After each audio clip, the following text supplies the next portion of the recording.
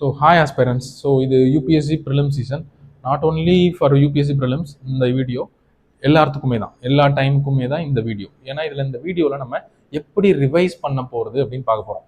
ஏன்னா எக்ஸாம் பக்கத்தில் வந்துருச்சுனாலும் சரி, இல்லை முன்னாடியும் சரி, எப்போதும் ஒன்று சொல்லுவாங்க, ரிவைஸ் பண்ணு, ரிவிஷன் பண்ணனே தான் எல்லாரும் சொல்லிட்டே இருப்பாங்க.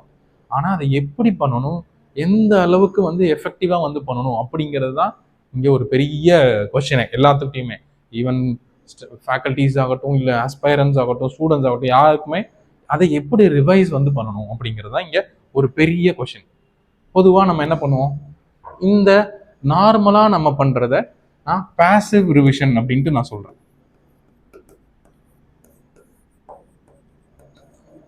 இதுதான் என்ன சொல்லுவாங்க, எதுக்கு எடுத்தாலும் ரிவைஸ் பண்ணு, இதை படிச்சுட்டியா ரிவைஸ் பண்ணு, அதை படிச்சுட்டியா, காலையில் சாப்பிட்டியா அதுக்கும் ரிவைஸ் பண்ணு, இப்படி எல்லாத்துக்குமே ரிவைஸ் பண்ணுன்றுவாங்க. This is called passive revision. என்ன பண்ணுவீங்க இந்த பாசிவ் ரிவிஷனில்? நம்ம பாட்டுக்கு படிச்சதை எடுத்து புக் எடுத்து வச்சுட்டு உட்காந்துட்டு இருப்போம், திரும்ப திரும்ப அதை புரட்டிக்கிட்டே இருப்பீங்க. இதுதான் பார்த்தீங்கன்னா நார்மலாக பண்ணுற ரிவிஷன். ஸோ இதுதான் அந்த பாசிவ் ரிவிஷன் நம்ம சொல்கிறோம். இதில் ஹை ரிட்டன்ஷனும் இருக்காது, நீங்கள் ஆல்ரெடி படித்ததை ரிட்டன்ஷனும் பண்ண முடியாது. அந்த மெட்டீரியலை எதை நீங்கள் புக்கை ரிவைஸ் பண்ணுறீங்கனாலும் அது கூட ஒரு நல்ல ஒரு பாசிட்டிவ் என்கேஜ்மெண்ட்டுமே இருக்காது. சும்மா உட்காந்துட்டு திருப்பிட்டு இருப்பீங்க. ஸோ உங்களுக்கே போர் அடிச்சிடும். நம்ம இன்னைக்கு என்ன பார்க்க போறது ஸ்ட்ராட்டஜின்னு பார்த்தீங்கன்னா ஆக்டிவ் ரிவிஷன் ஸ்ட்ராட்டஜி.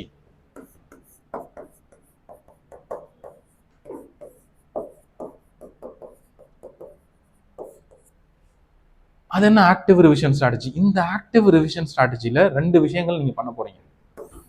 ஃபர்ஸ்ட், நீங்க ஒரு டாபிக்கை ஒரு சப்ஜெக்டை படிக்கிறீங்க அப்படின்னா,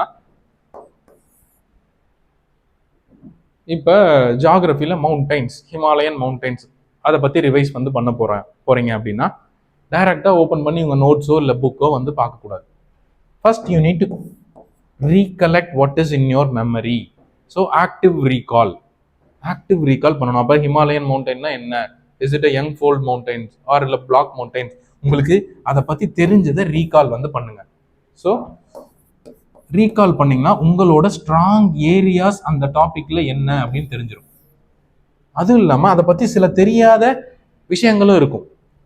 அதெல்லாம் நம்ம என்ன சொல்லலாம்னா மெமரி கேப்ஸ் நிறையா இருக்கும். அந்த ஹிமாலயன் மவுண்டைனை பற்றி தெரியாமல் நிறையா விஷயங்கள் உங்களுக்கு தெரியாமையே இருக்கும். இதெல்லாம் மெமரி கேப்ஸ் அப்படின்ட்டு சொல்கிறோம். ஸோ இப்போ என்ன பண்ணணும் அப்படின்னா, இந்த ஸ்ட்ராங் ஏரியாஸை இந்த நீங்கள் ஆக்டிவ் ரீகால் பண்ணும் போதுமே அதை ஒரு ஹிண்ட் மாதிரி எழுதிக்கணும். இதெல்லாம் சொல்கிறோம், இதெல்லாம் நீங்கள் தெரிஞ்ச விஷயங்கள். மெமரி கேப்ஸ்லாம், சில மெமரி கேப்ஸ் அதுக்குள்ளே நிறையா இருக்குது.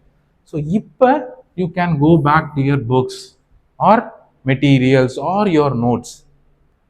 ஸோ தெரிஞ்ச விஷயத்தை நம்ம பார்க்க தேவையில்லை, இந்த தெரியாத மெமரி கேப்ஸை மட்டும் நீங்கள் மெயினாக உங்கள் நோட்ஸில், உங்கள் புக்ஸில் செக் பண்ணிங்கன்னா போகும். ஸோ அப்போ இங்கே நம்ம என்ன பண்ணுறோம்னா, தெரிஞ்ச விஷயங்களை, எது உங்கள் ஸ்ட்ராங் ஏரியா ஒரு டாப்பிக்கில், தெரியாத விஷயங்கள் என்ன அப்படிங்கிற அந்த மெமரி கேப்பையும் நம்ம ஃபில் பண்ணுறோம். This is called active revision. So active recall and targeted revision. So இது இப்படி பண்ணுறதுனால என்னன்னா உங்களால் ஹை ரிட்டன்ஷன் பண்ண முடியும். அது மட்டும் இல்லாமல் you are actively engaging with your notes or books, anything. So இது பார்த்தீங்கன்னா சயின்டிஃபிக்கலாக பார்த்தீங்கன்னா ப்ரூவனான ஒரு ரிவிஷன் ஸ்ட்ராட்டஜி. ஸோ இந்த மாதிரி ரிவைஸ் பண்ணுங்க.